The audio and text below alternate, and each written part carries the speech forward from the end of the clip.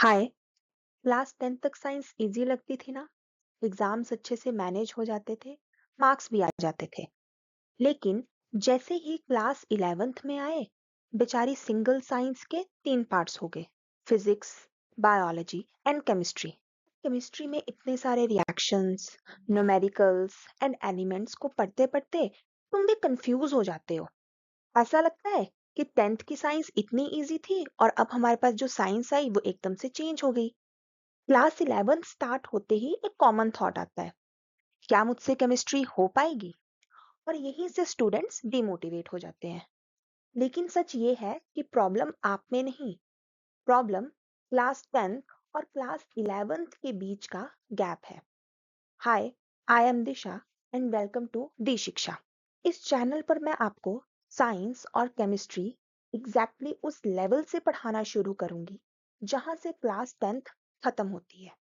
यहाँ हम केमिस्ट्री को रट्टा नहीं, समझ के स्टेप बाय स्टेप चलेंगे। बिकॉज अगर तुम्हारा बेस स्ट्रांग होगा तभी तुम कॉम्पिटिटिव एग्जाम्स की भी तैयारी कर सकते हो। अब एक क्वेश्चन आता है, मैक्सिमम स्टूडेंट्स को केमिस्ट्री आखिर इतनी डिफिकल्ट लगती क्यों है?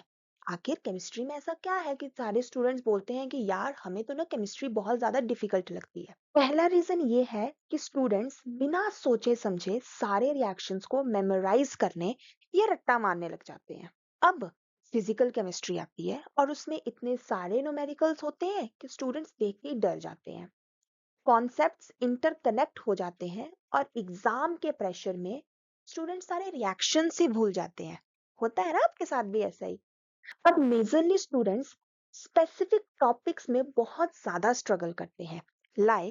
हमारे पास होते हैं पीरियोडिक ट्रेंड्स आ गए, एटॉमिक स्ट्रक्चर्स आ गए, मोल कॉन्सेप्ट्स आ गया, रिएक्शन मैकेनिज्म्स आ गया, थर्मोडायनेमिक्स और इक्विलिब्रियम। आखिर along the period ionization energy और हमारे पास जो इलेक्ट्रोनेगेटिविटी होती है वो अलोंग द पीरियड और डाउन टू द ग्रुप आखिर क्या डिफरेंसेस आते हैं यहाँ पे? मोलैरिटी और मोलैरिटी में आखिर डिफरेंस क्या है? थर्मोडायनेमिक्स में रिएक्शन फॉरवर्ड क्यों जा रही है और बैकवर्ड क्यों जा रही है? ये सारे ही कॉन्सेप्ट्स हमें स्ट्रगल ज्यादा करवाते हैं। देखो, बेसिकली केमिस्ट्री तीन टाइप्स में डिवाइड है: physical chemistry, organic chemistry and inorganic chemistry. Physical chemistry में लॉजिक यूज करते हैं और न्यूमेरिकल्स को एनालाइज करते हैं। ऑर्गेनिक केमिस्ट्री में हम सारे रिएक्शंस के बारे में पढ़ेंगे। इनऑर्गेनिक केमिस्ट्री मैक्सिमम स्टूडेंट्स को थोड़ा इजी लगता है as compare to physical and organic chemistry, क्योंकि यहाँ पे हम फिजिकल और केमिकल प्रॉपर्टीज ही पढ़ते हैं सभी एलिमेंट्स की। अब इनऑर्गेनिक केमिस्ट्री में भी तो बहुत सारे डाउट्स हैं। आखिर क्लोरीन गैस के फॉर्म में क्यों एग्जिस्ट करती है? ब्रोमीन आखिर लिक्विड क्यों है? आयोडीन आखिर सॉलिड क्यों है? सारे के सारे होते तो हैलोजेंस ही हैं, बट इतना ज्यादा डिफरेंस इनकी फिजिकल प्रॉपर्टीज में। इनऑर्गेनिक में सभी एलिमेंट्स लाइक हो गया तुम्हारे पास गोल्ड, सिल्वर, प्लैटिनम, इन सब के बारे में हम स्टडी करेंगे। केमिस्ट्री स्टार्ट तो कर दी तुमने, बट तुम लोग गलती क्या करते हो? सबसे ज्यादा जो स्टूडेंट्स गलती करते हैं, एनसीईआरटी को स्किप करना। देखो, एनसीईआरटी जो है वो तुम्हारी गीता है। एनसीईआरटी को कभी नहीं छोड़ना है। एनसीईआरटी फाउंडेशन है। ये 11th और 12th के लिए बहुत ज्यादा इंपॉर्टेंट है। और अगर तुम्हारा 11th और 12th के बेस स्ट्रांग हो गए तो नीट की तैयारी तो ऑटोमेटिकली हो जाएगी। हमें अलग से तैयारी करने की जरूरत नहीं पड़ेगी। दूसरी गलती करते हैं स्टूडेंट्स कि बिना सोचे समझे रिएक्शंस को, न्यूमेरिकल्स को रट्टा मारना। थर्ड आता है न्यूमेरिकल्स को इग्नोर करना। न्यूमेरिकल्स देखते ही ना बच्चे डर जाते हैं कि यार न्यूमेरिकल्स है, टफ होगा, हम इसको छोड़ देते हैं। लेकिन नहीं, न्यूमेरिकल्स इजी होते हैं अगर तुम्हारे कॉन्सेप्ट्स क्लियर हो। चौथा है एग्जाम से एक दो दिन पहले ही पढ़ना। देखो, रिएक्शंस को तुम एक दो दिन पहले रट्टा तो मार लोगे, लेकिन उसका कॉन्सेप्ट कभी क्लियर नहीं होगा और यहीं पे स्टूडेंट जो है स्ट्रगल कर देते हैं। फिफ्थ पॉइंट आता है कि जैसे ही क्लास 11th शुरू हुई, स्टूडेंट्स इतना ज्यादा मोटिवेट हो जाते हैं कि बड़ी बड़ी रेफरेंस बुक्स, इतनी मोटी मोटी किताबें लेके आ जाते हैं। हमें अपना बेस स्ट्रॉन्ग करना है। एडवांस बुक्स पे डायरेक्टली जंप नहीं करना। जब तक कॉन्सेप्ट क्लियर ना हो, रेफरेंस बुक्स पे हमने नहीं जाना है।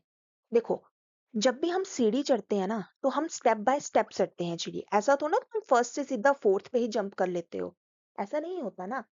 एडवांस टॉपिक्स के बजाय हम सबसे पहले अपने बेस क्लियर करेंगे। जब बेस क्लियर होंगे और हमारा सिलेबस कंप्लीट होगा, तो हम उसके बाद एडवांस टॉपिक्स के ऊपर जाएंगे। देखो, मेरा एक ही फंडा है केमिस्ट्री पढ़ने का।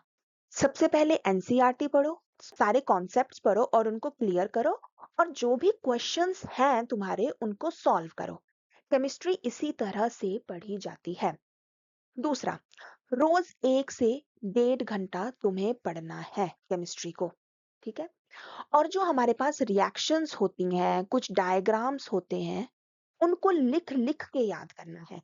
ऐसा नहीं कि तुम दिमाग में रिएक्शंस याद कर लोगे, हमारा तो हो गया। नहीं, यहाँ पे तुम कंफ्यूज हो जाओगे और भूल जाओगे। अगर लिख लिख के याद करोगे, तो तुम्हारी प्रैक्टिस बहुत अच्छे से होगी।